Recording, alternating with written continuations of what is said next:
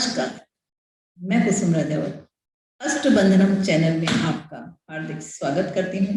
आज हम lesson number 3 का तीसरा टॉपिक है आनुवंशिकी शब्दावली के बारे में अध्ययन करेंगे। मेंडल द्वारा प्रस्तुत किए गए वंशानुगति के नियमों को समझने के लिए निम्न तकनीकी शब्दों को समझना अत्यंत आवश्यक है, जिसमें सबसे पहले नंबर पे आता है जीन।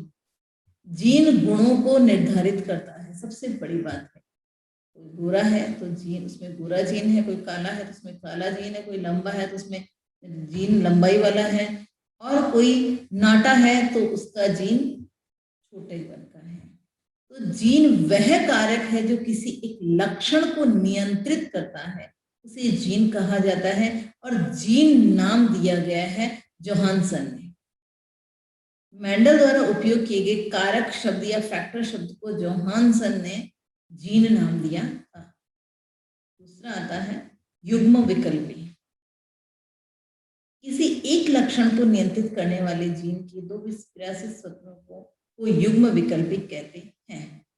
जैसे पौधे की ऊंचाई को नियंत्रित करने वाले जीन के दो युग्म विकल्पी, एक लंबापन और एक बोनापन, दोनों ही इसकी ऊंचाई को नियंत्रित कर रहे हैं। एक लंबाई को नियंत्रित कर रहा है और एक बोनेपन को नियंत्रित कर रहा है। तो ये युग्म है इसका, इस विकल्प का, लंबेपन के विकल्प का जो युग्म है उसे कहते हैं युग्म विकल्पी। दोनों पन है, लंबापन और बोनापन, तो कैपिटल टी स्मॉल टी।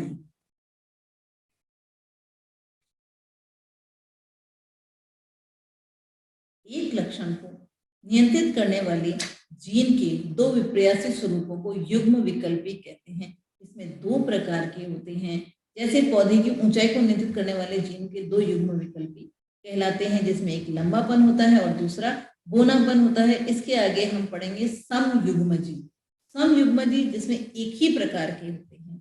समयुग्मजी वे होते हैं जिसे लक्षणों को नियंत्रित करने वाले जीन के दोनों युग्म विकल्पी एक समान होते हैं, उसे समयुग्मजी कहते हैं। जैसे शुद्ध लंबा पौधा, कैपिटल टी, शुद्ध बोना पौधा, स्मॉल टी। तो ये समयुग्मजी, इसके दोनों गैमेट सेम है, समयुग्मजी हैं।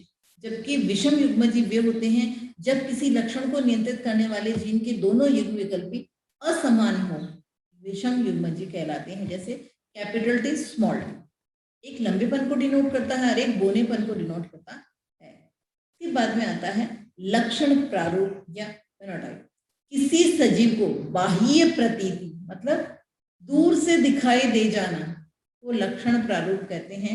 लंबे पौधे समयुग्मजी और विषम युग्मजी हो सकते हैं, लेकिन हमें दिखाई कैसे देंगे? दोनों ही लंबे दिखाई देंगे। तो लक्षण प्रारूप के द्वारा हम उसकी जीन संरचना का अध्ययन नहीं कर सकते हैं। लंबे पौधे हैं, चाहे वो समयुग्मजी हो या विषम युग्मजी, हमें लंबे ही दिखाई देंगे, तो उसका फिनोटाइप सेम होगा। अब है जीन प्रारूप, जीनोटाइप। किसी सजीव की आनुवंशिकीय संरचना को जीन प्रारूप कहते हैं। जैसे शुद्ध या समयुग्मजी लंबा, कैपिटल टी, और अशुद्ध या विषम युग्मजी लंबा। पौधे तो दोनों ही लंबे हैं, लेकिन एक शुद्ध है समयुग्मजी, उसके दोनों गैमेट सेम है, दोनों ही कैपिटल टी है। जबकि अशुद्ध या विषम युग्मजी लंबे में एक कैपिटल टी, एक स्मॉल टी है, उसमें एक बोनेपन का है और एक लंबेपन का जीन विद्यमान होता है। वो प्रभावी होता है, इसलिए वो लंबा ही होता है। लेकिन जब F2 जनरेशन देखी जाती है तो उसमें बोनेपन का जीन अपने आप को प्रदर्शित कर देता है। अब है प्रभावी लक्षण। वह लक्षण जो F1 पीढ़ी में अपने आप को अभिव्यक्त कर पाता है, प्रभावी लक्षण कहलाता है। क्योंकि जब भी हम किसी फसल की प्राप्ति करते हैं तो हमें F1 पीढ़ी ही प्राप्त होती है। प्रभावी लक्षण लंबाई प्रभावी है, इसलिए जब हम उसको बाहरी एक्सटर्नली देखते हैं तो हमें पता चल जाता है कि वो लंबे पौधे हैं, चाहे वो समयुग्मजी हो या विषम युग्मजी। इसी तरह से हम पढ़ते हैं अप्रभावी लक्षण। वह लक्षण जो F1 पीढ़ी में स्वयं को अभिव्यक्त नहीं कर पाता है, अप्रभावी लक्षण कहलाता है। अप्रभावी लक्षण जो अभिव्यक्ति नहीं दे सकता F1 पीढ़ी में, जबकि F2 पीढ़ी में वो 1% अपनी उपस्थिति देता है, 3:1 में आता है। अब है एक संकर संकरण। जहां एक गुण का संकरण कराया जाता है, मोनोहाइब्रिड क्रॉस कराया जाता है, वह संकरण जिसमें एक लक्षण की वंशानुगति का अध्ययन किया जाता है उसे एक संकर संकरण कहा जाता है। जैसे लंबापन एक ही लक्षण है, लेकिन गोल बीज होना दूसरा लक्षण है, और पीला रंग तीसरा लक्षण है, लेकिन एक संकर संकरण में मात्र एक ही गुण का, चाहे लंबाई ले लो, चाहे पीला रंग ले लो, चाहे फल का गोला आकार ले लो, रिंकल्ड संरचना ले लो, ये सब सिंगल होते हैं। द्विसंकर संकरण, डाइहाइब्रिड क्रॉस, वह संकरण जिसमें दो लक्षणों की वंशानुगति का अध्ययन किया जाता है, क्योंकि हम स्वतंत्र अपव्यूहन के नियम में देखते हैं इसके अंदर येलो, ग्रीन और रिंकल्ड और राउंडेड, इस तरह से दो गुणों को लेकर के दो लक्षणों की वंशानुगति का अध्ययन किया जाता है, द्विसंकर संकरण कहलाता है। त्रिसंकर संकरण, वह संकरण इसमें तीन लक्षणों की वंशानुगति का अध्ययन किया जाता है, जैसे एक हो गया लंबाई, दूसरा हो गया कलर येलो और ग्रीन, और तीसरा हो जाएगा आपका रिंकल्ड और नॉन रिंकल्ड। त्रिसंकर संकरण कहते हैं।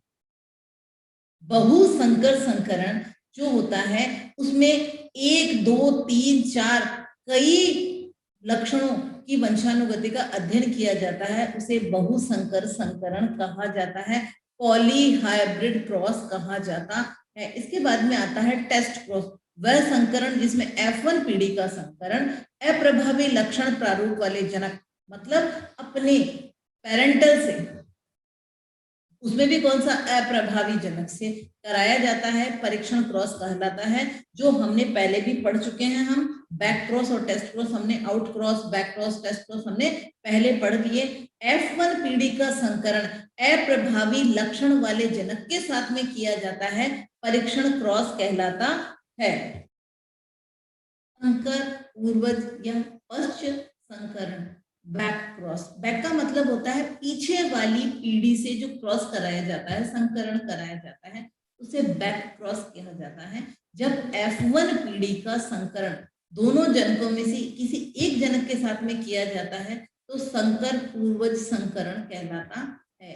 इसमें प्रभावी और अप्रभावी दोनों में से किसी के साथ में भी कराया जा सकता है। वह संकरण जिसमें F1 पीढ़ी का संकरण दोनों जनक में से किसी एक के साथ किया जाता है, संकर पूर्वज संकरण कहलाता है। व्युत्क्रम संकरण, वह संकरण जिसमें ए पादप, जिसमें कैपिटल टी को नर एवं बी पादप, जिसके स्मॉल टी को मादा जनक के रूप में प्रस्तुत किया जाता है। दूसरे संकरण में ए पादप कैपिटल टी को मादा और बी स्मॉल टी पादप को नर जनक के रूप में प्रस्तुत किया जाता है, इसे व्युत्क्रम संकरण कहते हैं। मतलब जो गुण पहले वाले में नर में था वही गुण मादा में लिया गया, और जो पहले वाले के मादा में था वो दूसरे वाले के नर जनक के रूप में प्रयुक्त किया जाता है, तो इसे कहते हैं व्युत्क्रम संकरण कहते हैं। पेरेंटल जनरेशन, जनक पीढ़ी, जनक पीढ़ी संतति प्राप्त करने के लिए जिन पौधों को संकरण के लिए प्रयोग किया जाता है उसे जनक पीढ़ी कहते हैं।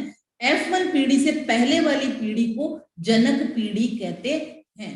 जो पेरेंटल होती है, जहां से शुरुआत होती है, जैसे कैपिटल टी स्मॉल टी, ये जनक होते हैं, जिसे पेरेंटल पीढ़ी के बाद में F1 पीढ़ी आती है। अब F1 पीढ़ी, जनकों के संकरण से प्राप्त प्रथम पीढ़ी को F1 पीढ़ी कहते हैं।